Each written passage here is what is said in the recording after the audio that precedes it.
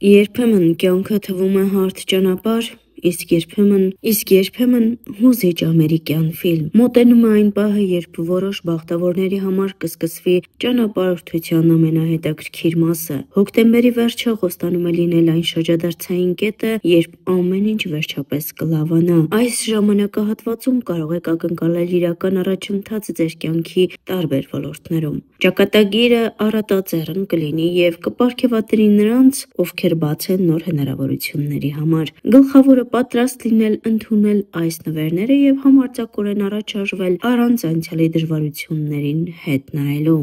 Այդ եղջյուրներ։ Նոր բարձունքների վերելք։ Այդ եղջյուրների համար այս ժամանակահատվածը կլինի տպավորիչ մասնագիտական նվաճումների ժամանակաշրջան, կծնվեն խոստումնալից առաջարկներ եւ հետաքրքիր նախագծեր։ Սա այն ժամանակն է, երբ աշխատանքը եւ պատասխանատվությունը վերջապես կպարգեւատրվեն։ Ձեր ֆինանսական վիճակը զգալիորեն կբարելավվի։ Նախկին դժվարություններն ու սահմանափակումները աստիճանաբար կվերանան, տեղը զիջելով կայունությանը եւ բարգավաճմանը։ Սա իդեալական ժամանակ է ձեր նկրտումները արտահայտելու եւ ձեր ուժեղ կողմերը վերադասներին ցույց տալու համար։ Ձեր առջև կբացվեն դռներ, որոնց մասին վաղուց երազել էիք։ Ձկներ։ Հուզական ներդաշնակություն եւ ստեղծագործական վերելք։ Ձկները կանցկացնեն հոգեկան հանգստության եւ հուզական հավասարակշռության շրջան։ Անձնական հարաբերությունները կզգան փոխադարձ հասկացողություն եւ քնքշություն։ Հին զգացմունքները կարող են վերստին բորբոքվել, նոր խորություն ստանալ, կամ կյանքը փոխող հանդիպումը կարող է փոխել ձեր կյանքը։ Սա անհավանական ստեղծագործական վերելքի ժամանակաշրջան է։ Դուք կգտնեք ուժ եւ ոգեշնչում վաղուց պլանավորված նախագծեր իրականացնելու համար։ Ձեր ներքին ձայնը կշշնջա ճիշտ որոշումներ։ Էներգիայի այս ալիքը վերջապես թույլ կտա ձեզ վերջապես անել այն, ինչը իսկապես ուրախություն է պատճառում ձեզ եւ լցնում է ամեն մի օրը իմաստով։ Կարիճներ։ Աշխատանքի պտուղները եւ նոր հորիզոնները։ Կարիճները կարող են ակնկալել արժանի պարգև իրենց բոլոր ջանքերի համար։ Մոտենում է մի ժամանակաշրջան, երբ նախագծերը, որոնց դուք շատ ժամանակ եւ էներգիա եք նվիրել, կսկսեն շոշափելի արդյունքներ տալ։ Ձեր մասնագիտական կյանքում կհայտնվեն զարգացման եւ ընդլայնման հետաքրքիր հնարավորություններ։ Սա համարձակ որոշումների եւ վստահ գործողությունների ժամանակ է։ Մի վախեցեք նախաձեռնություն ցուցաբերել։ Հիմա այն ժամանակն է, երբ ձեր գաղափարները կլսվեն եւ կաջակցվեն։ Այն, ինչը վերջերս հեռավոր երազանք էր թվում, սկսում է իրականություն դառնալ։ Ձեր բնական նպատակասլացությունն ու կամքի ուժը կօգնեն ձեր ամենահամարձակ ծրագրերը վերածել հաջողության։ Ինչու հենց այս նշանները։ Այս բախտավորները մեկ ընդհանուր բան ունեն՝ փոխվելու պատրաստակամությունը։ Նրանցից յուրաքանչյուրը դժվարություններ է ունեցել եւ արժեքավոր փորձ է ձեռք բերել։ Հիմա ժամանակն է քաղել նրանց իմաստության եւ համբերության պտուղները։ Տիեզերքը պարզապես չէր կարող անտեսել նրանց ջանքերն ու ներքին աճը։ Հոկտեմբերի վերջը շրջադարձային կլինի այդ եղջյուրների, ձկների եւ կարիճների համար։ Անսպասելի ֆինանսական շահույթները, երկարսպասված մասնագիտական ճանաչումը, ներդաշնակություն ձեր անձնական կյանքում։ Բոլորը կստանան այն, ինչ իրենց ամենաշատն է պետք։ Մնում է միայն բացել ձեր սիրտը եւ ընդունել ճակատագրի այս առատաձեռն նվերները։ Ինչու ենք մենք սիրում տխուր երգեր լսել, երբ տրամադրություն չունենք։ Գիտական բացատրություն։ Եկեք անկեղծ լինենք, բոլորիս հետ էլ պատահել է։ Ծանր օր է եղել, տրամադրությունը զրոյական եւ թվում է թե տրամաբանական կլիներ միացնել ինչ-որ ուրախ ու աշխույժ բան տրամադրությունը բարձրացնելու համար։ Բայց ինչ ենք մենք անում փոխարենը, բացում ենք մեր ամենամելանխոլիկ երգացանկը եւ ամբողջովին սուզվում տխրության մեջ։ Առաջին հայացքից սա անհեթեթ է թվում։ Ինչու կամավոր կերպով ավելի խորացնել սեփական տխրությունը։ Սակայն գիտնականներն ասում են, որ սա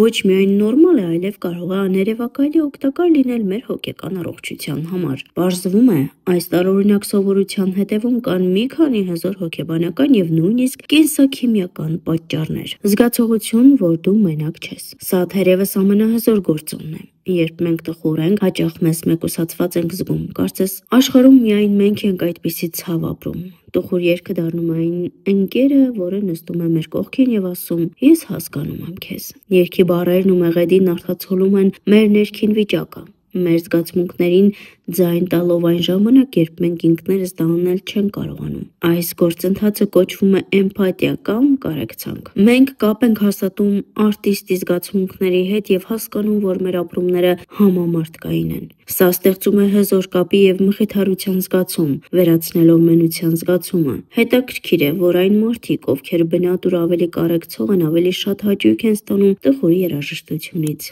Լավ լաց լինելու կախարդանքը։ Կատարսիս։ Երբեմն զգացմունքները կուտակվում են մեր ներսում եւ մենք պարզապես կարիք ունենք դրանք դուրս թափելու։ Տխուր երաժշտությունը դառնում է անվտանգ տարածք այդ զգացմունքներն ապրելու եւ ազատ արձակելու համար։ Այս գործընթացը հին հույներն անվանում են կատարսիս, հոգու մաքրում, բացասական հույզերից։ Երբ մենք լսում ենք տխուր երգ եւ թույլ տալիս ինքներս մեզ ապրել այդ տխրությունը, մենք ըստ էության մեր հույզերը մշակում ենք, այլ ոչ թե ճնշում դրանք։ Սա թույլ է տալիս ազատվել կուտակված լարվածությունից եւ արդյունքում զգալ թեթևացում եւ հանգստություն։ Մեր ուղեղը մեզ խաբում է հաճույքի համար։ Սա ամենաանսպասելի բացատրությունն է։ Գիտնականները ենթադրում են, որ տխուր երաժշտությունը կարող է խաբել մեր ուղեղին, ստիպելով նրան արտադրել հաճույքի հորմոններ։ Տեսությունը հետևյալն է. երբ մենք իրական կյանքում խորը տխրություն կամ կորուստ ենք ապրում, մեր ուղեղն արտադրում է պրոլակտին հորմոնը։ Այս հորմոնը, որը կապված է նաև արդյունքների հետ, ունի հանգստացնող մխիթարող ազդեցություն, օգնելով մեզ հաղթահարել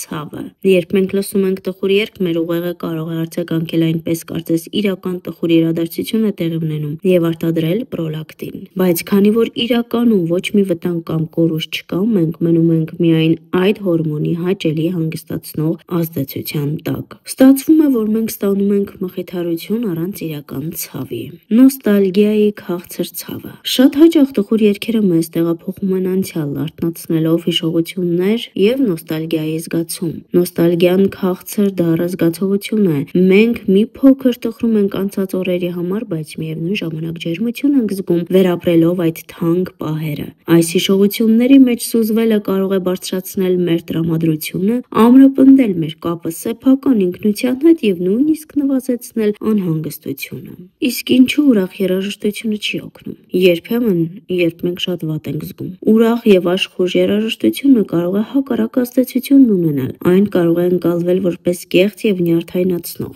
Ուրախ երգի եւ մեր ներքին վիճակի միջև կտրուկ հակադրությունը կարող է մեզ ստիպել զգալ ել ավելի անհասկանալի եւ մեկուսացված։ Այսպիսով, հաջորդ անգամ, երբ ձեռքներդ տանեք դեպի ձեր ամենատխուր երգացանկը, մի մեղադրեք ինքներդ ձեզ։ Դուք ոչ թե խորանում եք տխրության մեջ, այլ օգտագործում եք մարդկային հոգեբանական ամենահզոր գործիքներից մեկը՝ ինքներդ ձեզ հասկանալու, բուժելու եւ ի վերջո ավելի լավ զգալու համար։